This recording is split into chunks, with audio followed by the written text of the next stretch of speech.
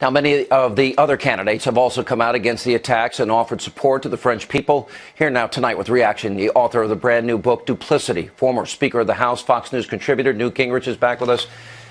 It's almost breathtaking, Mr. Speaker. You know, 2 hours before the attack, the president is saying that ISIS is contained.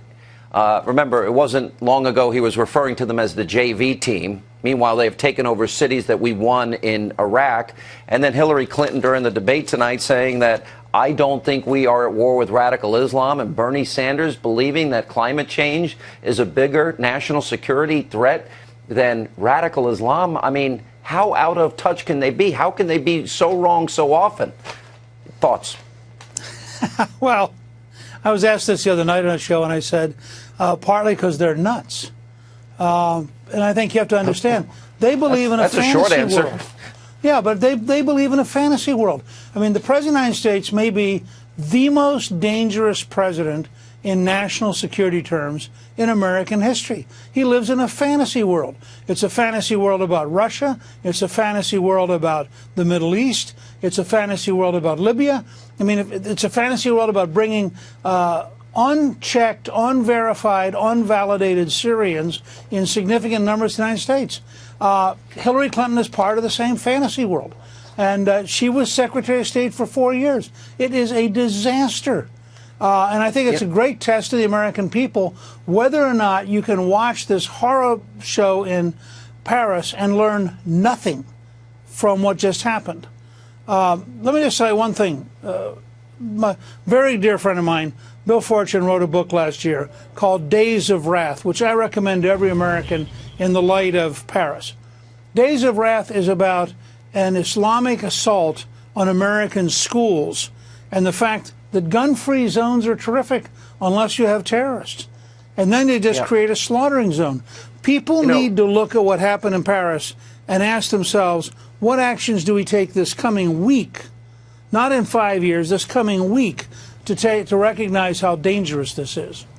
Mr. Speaker, I got to wonder, have we not learned anything from 9/11, the 9/11 Commission report saying they are at war with us, we are not at war with them?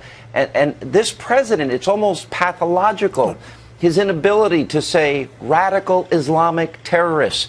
You know, him clinging to these ridiculous notions that Fort Hood was an instance of workplace violence as Major Hassan killed all of these people shouting Allahu Akbar, or calling them man-caused disasters or overseas contingency operations.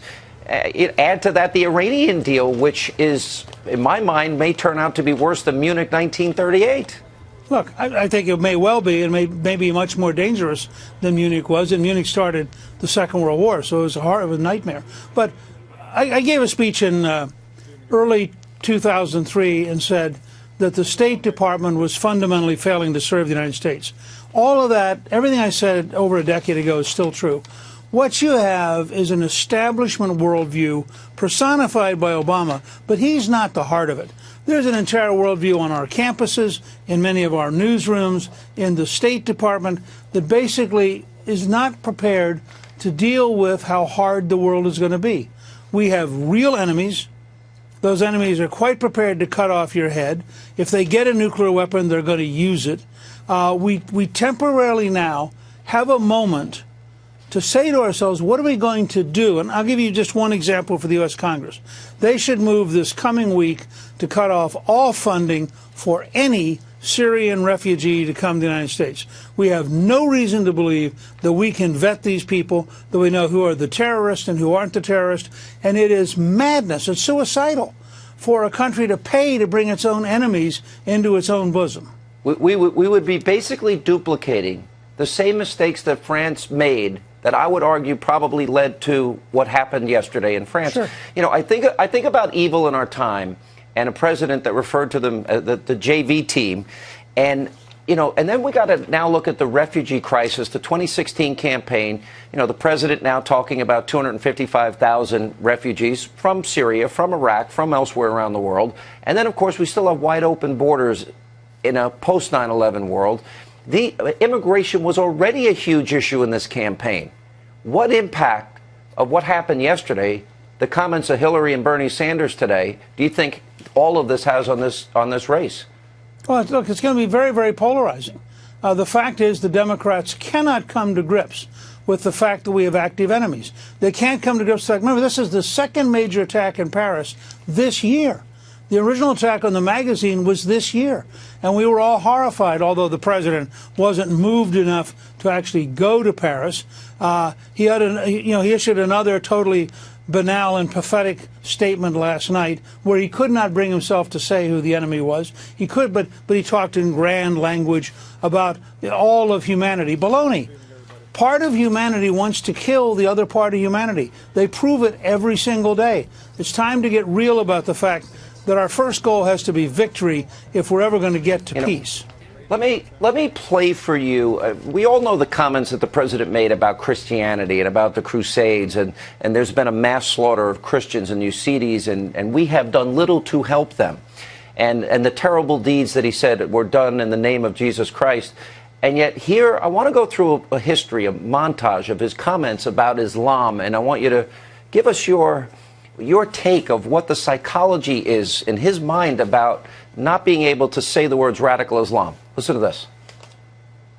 The United States is not and will never be at war with Islam. And I'm also proud to carry with me the goodwill of the American people and a greeting of peace from Muslim communities in my country.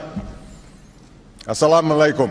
Islam is not part of the problem in combating violent extremism. It is an important part of promoting peace. Our enemies respect no religious freedom. Al-Qaeda's cause is not Islam. It's a gross distortion of Islam. The future must not belong to those who slander the Prophet of Islam. ISIL is not Islamic. No religion condones the killing of innocents, and the vast majority of ISIL's victims have been Muslim. We have reaffirmed again and again that the United States is not and never will be at war with Islam. Islam teaches peace. Add to that, Mr. Speaker, what Hillary said tonight, what Bernie Sanders tonight, and how do you interpret their inability? It's not even a reluctance or resistance; it's a refusal. Historians someday will look back and see this as almost a psychosis. This is a psychological problem. This is not an intellectual problem. If you want a stark comparison, look at President al-Sisi of Egypt, who is a practicing Muslim, by the way, and it's a bit much for an American president who is presumably Christian to be lecturing Muslims about what Islam is. Presumably they have some notion of their own religion. They don't need lectures from the American president. But look at what al-Sisi said, who is a practicing Muslim and who went to see the major imams at the Cairo University and lectured them ferociously and said, look, we're allowing ourselves to be isolated from the world by accepting a radical version which frightens everybody, and you have an obligation to fight it. Now, al-Sisi, as a practicing Muslim, understands vastly better than Barack Obama or Hillary Clinton or Bernie Sanders what's at stake here, and it is a mutant version of Islam, but a very real version of Islam, which is prepared to kill people if they don't submit. All right, Mr. Speaker, we appreciate your time. I think this will grow as a huge issue in this campaign, and thank you for being with us. Appreciate it.